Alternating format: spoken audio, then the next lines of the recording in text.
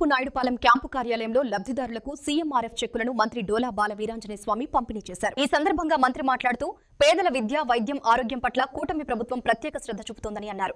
దేశవ్యాప్తంగా పీపీపీ విధానాన్ని అమలు చేస్తుంటే అదే విధానానికి వైఎస్ జగన్ వ్యతిరేకంగా మాట్లాడటం సరికాదని మంత్రి విమర్శించారు. దేశంలోని 20 రాష్ట్రాల్లో 919 డయాలసిస్ కేంద్రాలు పీపీపీ విధానంలో విజయవంతంగా కొనసాగుతున్నాయని తెలిపారు. ఈ విధానానికి కేంద్ర ప్రభుత్వం 80% వైబిలిటీ గ్యాప్ ఫండింగ్ అందిస్తోందని చెప్పారు. పీపీపీ విధానాన్ని పార్లమెంట్ స్టాండింగ్ కమిటీ సిఫార్సు చేసిన విషయాన్ని జగన్ తెలుసుకోవాలని మంత్రి సూచించారు. పీపీపీ విధానం అమలుతో పేద విద్యార్థులకు అదనంగా మెడిసిన్ సీట్లు, పేదలకు కార్పొరేట్ స్థాయి వైద్య సేవలు అందుబాటులోకి వస్తాయని మంత్రి స్పష్టం చేశారు.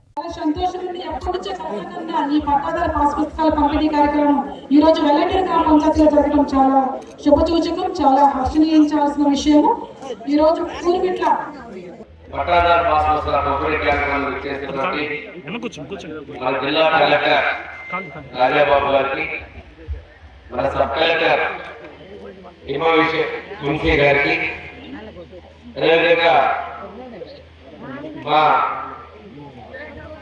ఈ గ్రామ పిఎస్సిఎస్ అధ్యక్షులు రామయ్య గారికి, పార్టీ అధ్యక్షులు రామశివరావు గారికి, ఈ జిల్లాలో కీలక పాత్ర పడినటువంటి పెద్దలు కూడా ఉన్నారు. అక్రమంగా అసైన్మెంట్ భూములు ఫ్రీహోల్డ్ చేసి కొనుగోలు చేసినటువంటి చర్య ఉన్నది. వీటన్నిటినీ కూడా సకాలం చేసేదానికి మనం పూర్తి స్థాయిలో మన ప్రభుత్వ యంత్రాంగం కృషి చేస్తా ఉంది. ముఖ్యంగా ఈరోజు ఈ సీసీ అనే కమిషనర్గా ఉన్నటువంటి సాయపర్సన్ కూడా మన జిల్లా వస్తాయి. ఈ రోజు ఈ భూముల కోసం, రైతుల కోసం ప్రతిసారి మీరు చూస్తున్నారు. రెవెన్యూ ప్రక్షాళన చేయాలని ముఖ్యమంత్రి గారు చెప్తున్నారు. ప్రతి కలెక్టర్ మీటింగ్ లో కూడా ముఖ్యమంత్రి గారు చెప్తా ఉన్నారు. ఈ రోజు దానిలో ఒక భాగస్వామ్యం చేస్తుంది. మీ అందరికీ చాలా సమస్య ఉంది.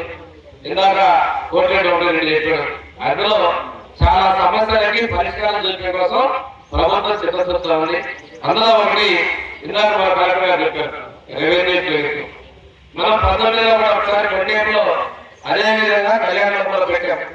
జిల్లా కలెక్టర్ గారిని, ఆర్డీఓని, అందరినీ బీఆర్ఓని పిలిచి కంప్యూటర్లలో అక్కడే పెట్టడం జరిగింది. కలెక్టర్ గారికి 1-2 క్లినిక్లు మీరు ఒంగోలు పెట్టిన తర్వాత కాన్స్టిట్యున్సీ ఒక రోజు అంటే మండేనే కాకపోయినా ముందుగా మీరు చెప్పినట్టు మేము అందరికీ పబ్లిసిటీ ఇస్తాం సార్. ఒకరోజు కాన్స్టిట్యున్సీ ఏర్పాట్లలో మనకు ఉన్నటువంటి రేపు 6 రోజులు మనం మొత్తం మీరు పెట్టినట్లయితే సగం పక్షాలకు అవకాశం ఉంటుంది. అది ఒక్కసారి మీరు ఆలోచించి ఆ విధంగా జరిగిస్తున్నట్లయితే కాన్స్టిట్యున్సీ ఏర్పాటులో ఉన్నటువంటి ఆర్డీఓలు కానీ, సబ్ కలెక్టర్ గారు, తహసీల్దార్లు స్టాఫ్ మొత్తం ఒకే రోజు వస్తారు. అది ముందుగానే వీళ్ళ గ్రీవెన్సెస్ కూడా ఎంఆర్ఓలే కొంత కలెక్ట్ చేసుకున్నాం. మ్యాక్సిమం పరిష్కారానికి ఒక వేదిక కూడా ఉంటుంది అనేసి కలెక్టర్ గారు రిక్వెస్ట్ చేస్తున్నాం. ఆ విధంగా ఒక ముందడుగు తీసుకున్నట్టయితే మనం పరిష్కారానికి మార్గం సుఖం ఉంటుందని. దీనిలో ప్రధానంగా 2014లో ఎన్నికలకు ముందు ఈ భూములు 23 బయటకు వచ్చేసింది. ఆ రోజు చంద్రబాబు నాయుడు ముఖ్యమంత్రిగా ఉన్నప్పుడు నిషేధిత భూములు ఒకసారి విలువ వచ్చిన తర్వాత ఎన్నికల అనంతరం అమలు పట్టేసరికి ఆ పాపం మనం మోయాల్సి వచ్చింది. చాలా మందికి అవగాహన లేక మన గవర్నమెంట్ నాకు చేసిందని చెప్పంటే మన నాయకులు కూడా మాట్లాడితే పేరు చెప్పడం పలానా టైంలో వచ్చింది, ఎలక్షన్ కోడ్ వల్ల ఈ రోజు రిజిస్ట్రేషన్ కాలేదని చెప్పడం జరిగింది. ఇందులో ప్రధానమైన ఈనాడు ముఖ్యమంత్రి గారు గొప్పగా ఇస్తారు. ఈరోజు రెవెన్యూ శాఖ మంత్రి అలాగే సత్యప్రసాద్ గారు కొన్ని సంబంధించినటువంటి క్లియరెన్స్ అప్లై చేయడం జరిగింది. ఈనాడు భూములో 2 రకాలు ఉంటాయి.